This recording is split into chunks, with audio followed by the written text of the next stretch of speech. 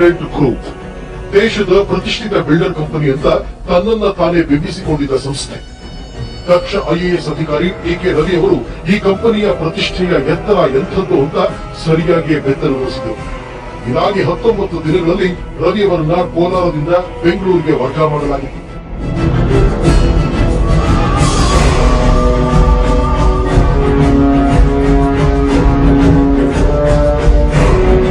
ಕೋಲಾರದ ಬಂಗಾರಪೇಟೆ ತಾಲೂಕಿನ ಹುದುಕುಳ ಮತ್ತು ಒಗ್ಗಯ್ಯನದಿನ್ನೆ ಗ್ರಾಮಗಳ ವ್ಯಾಪ್ತಿಯಲ್ಲಿನ 150ಕ್ಕೂ ಹೆಚ್ಚು ಎಕರೆಯ ವ್ಯಾಪ್ತಿಯ ಜಮೀನಿನಲ್ಲಿ ಕಾನ್ಫಿಡೆಂಟ್ ಗ್ರೂಪ್ ವತಿಯಿಂದ ಗಾಲ್ಫ್ ಕೋರ್ಟ್, ವಿಲ್ಲಾಗಳನ್ನು ಅಭಿವೃದ್ಧಿ ಮಾಡಲಾಗ್ತಾ ಇದೆ.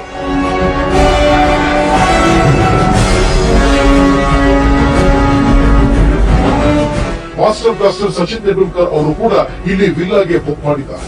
ಆದರೆ ಈ ಪ್ರಾಜೆಕ್ಟ್ನ ವ್ಯಾಪ್ತಿಗೆ ಸರ್ಕಾರಿ ಜಮೀನನ್ನ ಅಕ್ರಮವಾಗಿ ಸೇರಿಸಿಕೊಳ್ಳಲಾಗಿತ್ತು. ಕೋಲಾರದ ಜಿಲ್ಲಾಧಿಕಾರಿಯಾಗಿದ್ದ ಟಿಕೆ ರವಿ ಅವರು ಈ ಅಕ್ರಮವನ್ನ ಖುದ್ದಾಗಿ ಪತ್ತೆ ಹಚ್ಚಿ ಒತ್ತುವರಿ ತೆರವಿಗೆ ಆದೇಶ ಹೊರಡಿಸಿದರು. ಬೋಗಸ್ ರೆಕಾರ್ಡ್ ಕ್ರಿಯೇಟ್ ಮಾಡಿಬಿಟ್ಟು ಸರ್ಕಾರಿ ಭೂಮಿಯನ್ನು ಕಬಳಿಸಿದ್ದಾರೆ. ಅದು ಚಾಂಪಿಯನ್ಸ್ ಗ್ರೂಪ್ ಏನದು ಗಾಲ್ಫ್ ಕೋರ್ಸ್ ಇದೆಯಲ್ಲ, ಕಾನ್ಫಿಡೆಂಟ್ ಗ್ರೂಪ್. ಒಂದು ಸರ್ವೆ ನಂಬರ್ 17 ಎಕರೆ, ಇನ್ನೊಂದು ಸರ್ವೆ ನಂಬರ್ 30 ಎಕರೆ ಇದೆ. ವಿಶಾಲವಾಗಿರುವ ಈ ಪ್ರದೇಶದಲ್ಲಿದ್ದ ಸರ್ಕಾರಿ ಜಮೀನನ್ನ ಕಾನ್ಫಿಡೆಂಟ್ ಗ್ರೂಪ್ನವರು ಕಬಳಿಸಿದ್ದಾರೆ ಅನ್ನೋ ಆರೋಪಗಳು ಕೇಳಿಬಂದಿತ್ತು. ಭೂ ಕಬಳಿಕೆ ಪ್ರಕರಣಕ್ಕೆ ಸಂಬಂಧಪಟ್ಟಂತೆ ಕೆಜಿಎಫ್ ಸಿವಿಲ್ ಕೋರ್ಟ್ 2013 ಡಿಸೆಂಬರ್ 13ರಂದು ಕಾನ್ಫಿಡೆಂಟ್ ಗ್ರೂಪ್ನವರು ಯಾವುದೇ ಒತ್ತುವರಿ ಮಾಡಿಕೊಂಡಿಲ್ಲ ಅಂತ ತೀರ್ಪು ಕೊಟ್ಟಿತ್ತು. ಆದರೆ ಜಿಲ್ಲಾಧಿಕಾರಿಯಾಗಿದ್ದ ಟಿಕೆ ರವಿ ಅವರು ಕಾನ್ಫಿಡೆಂಟ್ ಗ್ರೂಪ್ 48.25 ಎಕರೆ ಒತ್ತುವರಿ ಮಾಡಿಕೊಂಡಿದ್ದನ್ನು ಪತ್ತೆ ಹಚ್ಚಿದರು.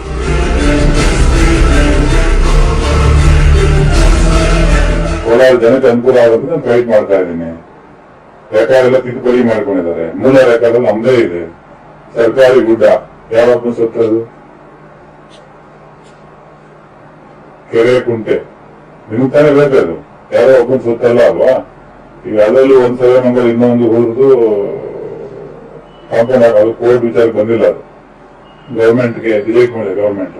ಅದು ನೋಡಿಸ್ತೀವಿ. ಈಗ ಇನ್ನೊಂದು ಪೋರ್ಷನ್ ಇದೆ, ಅದು ಯಾವುದೇ ಕೇಸಲ್ಲಿ ಇಲ್ಲ. ಅದು ಆಲ್ರೆಡಿ ಲಾಸ್ಟ್ ಇಲ್ಲ ನೋಟಿಸ್ ಕೊಟ್ಟಿದ್ದಾರೆ, ತೆರವುಗೊಳಿಸಿಲ್ಲ. ಅದನ್ನ ಆದೇಶ ತೆರವುಗೊಳಿಸಿ ಹೇಳ್ತೀನಿ.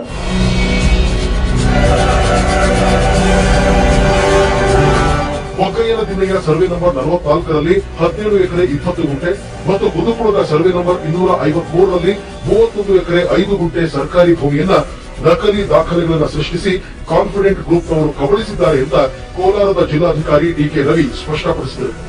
ಈ ಎಲ್ಲಾ ಅಕ್ರಮಗಳಲ್ಲಿ ಬಂಗಾರಪೇಟೆಯ ಕಂದಾಯ ಇಲಾಖೆಯ ಅಧಿಕಾರಿ ಮತ್ತು ನೌಕರರು ಭಾಗಿಯಾಗಿದ್ದಾರೆ. ಅದರ ಜೊತೆಗೆ ಅಧಿಕಾರದ ವ್ಯಾಪ್ತಿಯನ್ನ ಮೀರಿ ಕೋಲಾರದ ಸಹಾಯಕ ಕಮಿಷನರ್ ಅವರು ಈ ವಂಚನೆಯ ಪ್ರಕರಣಕ್ಕೆ ಸಹಕಾರ ಕೊಟ್ಟಿದ್ದಾರೆ ಅಂತ ಡಿಸಿ ಟಿಕೆ ರವಿ ದಾಖಲೆಗಳ ಸಮೇತ ರುಜುವಾತು ಮಾಡಿದರು.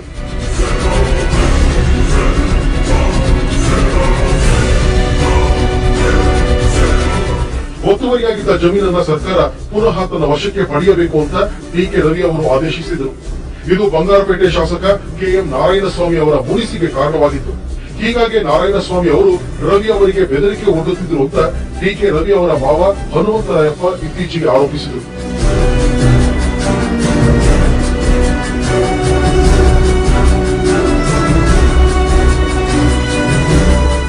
ಶಾಸಕ ನಾರಾಯಣಸ್ವಾಮಿ ಅವರು ಕಾನ್ಫಿಡೆಂಟ್ ಗ್ರೂಪ್ನ ನಿರ್ದೇಶಕರಲ್ಲಿ ಒಬ್ಬರು ಅಂತ ಹೇಳಲಾಗ್ತಾ ಇದೆ. ಈ ಹಿನ್ನೆಲೆಯಲ್ಲಿ ನಾರಾಯಣಸ್ವಾಮಿ ಅವರು ಕಾನ್ಫಿಡೆಂಟ್ ಗ್ರೂಪ್ ಯಾವುದೇ ಒತ್ತುವರಿ ಮಾಡಿಕೊಂಡಿಲ್ಲ ಅಂತ ಪದೇ ಪದೇ ಸಮರ್ಥಿಸಿಕೊಳ್ತಿದ್ದರು.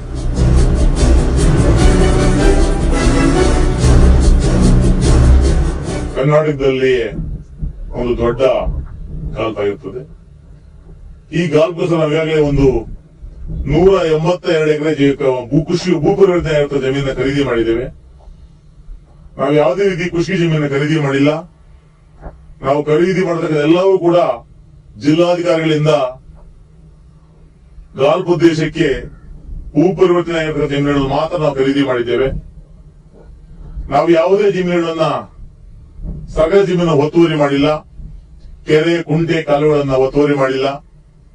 ಈ ಬಗ್ಗೆ ಕೆಲವರು ದುರುದ್ದೇಶದಿಂದ ಇವತ್ತು ಒಳ್ಳೆ ಗಾಲ್ಫ್ ಅನ್ನ ತಡೆದು ಬ್ಲಾಕ್ ಮೇಲ್ ಮಾಡಬೇಕು ಉದ್ದೇಶದಿಂದ ರಾಜಪ್ಪ ಮತ್ತು ನಳಿನಪ್ಪ ಅಂತಕ್ಕಂಥವರು ಜಿಲ್ಲಾಧಿಕಾರಿಗಳಿಗೆ ದೂರು ನೀಡಿದ್ರು.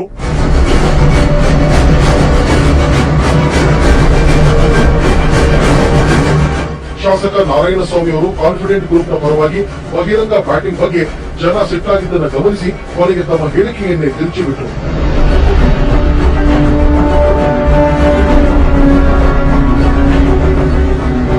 ನಮಗೂ ಯಾವ ಸಂಬಂಧ ಇಲ್ವಲ್ಲ. ನಾನೊಬ್ಬ ಲ್ಯಾಂಡ್ ಇಟ್ಕೊಂಡಿದ್ದೆ, ಲ್ಯಾಂಡ್ ಬಾರಿದ್ದೀನಿ, ತಗೊಂಡಿದ್ದೀನಿ.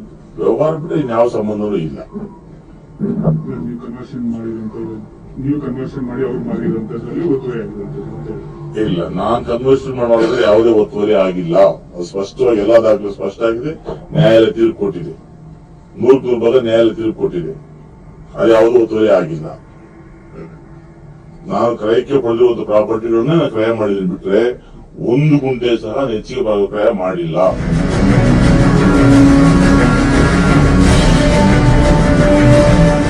ಸರ್ಕಾರಿ ಜಮೀನು ಒತ್ತುವರಿ ಮಾಡಿರುವ ಬಗ್ಗೆ ಜಿಲ್ಲಾಧಿಕಾರಿಗಳ ನ್ಯಾಯಾಲಯ ನೀಡಿದ ತೀರ್ಪಿಗೆ ಕಾನ್ಫಿಡೆಂಟ್ ಗ್ರೂಪ್ ಹೈಕೋರ್ಟ್ನಲ್ಲಿ ತಡೆ ಪಡೆದುಕೊಂಡಿದೆ.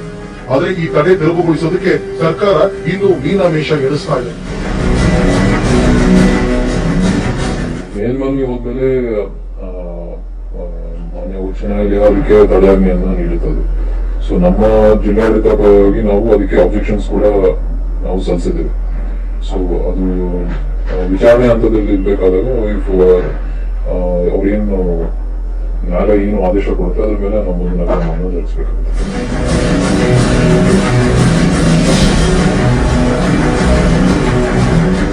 ಸರ್ಕಾರದ ಬೊಕ್ಕಸ ಹಾಗೂ ಸ್ವತ್ತಿಗೆ ತಿಮಿಂಗಿಲಗಳು ದಾಳಿ ಮಾಡುವುದನ್ನು ತಪ್ಪಿಸಿ ಕೋಟ್ಯಾಂತರ ರೂಪಾಯಿ ನಷ್ಟ ತಪ್ಪಿಸಿದ್ದ ಡಿಕೆ ರವಿ ಅವರ ಹೋರಾಟಕ್ಕೆ ಸರ್ಕಾರದ ಬೆಂಬಲ ಇಲ್ಲದಿರುವುದು ವಿಪರ್ಯಾಸವೇ ಸರಿ. ಸಾರ್ವಜನಿಕ ಸ್ವತ್ತು ವಿಚಾರವಾಗಿ ನಾನು ಜೈಲೂರು ಪರವಾಗಿಲ್ಲ ರೀ. ರೈಟ್, ಕೇಸ್ ಬುಕ್ ಮಾಡ್ತೀನಿ. ಯಾರ್ಯಾರು ಇನ್ವಾಲ್ವ್ ಆಗಿದ್ದಾರೆ ಎಲ್ಲರೂ ಮೇಲೆ ನಾನು ಜೈಲೂರು ಪರವಾಗಿಲ್ಲ. ಸಾರ್ವಜನಿಕ ಸ್ವತ್ತು ಉಪಯೋಗಿಸ್ಕೊಳ್ಳೋಕ್ಕೋಸ್ಕರ ಸರ್ಕಾರಕ್ಕೆ ನೋಡೋಣ ಹೋಗಿಲ್ವಿ ಅಂತ.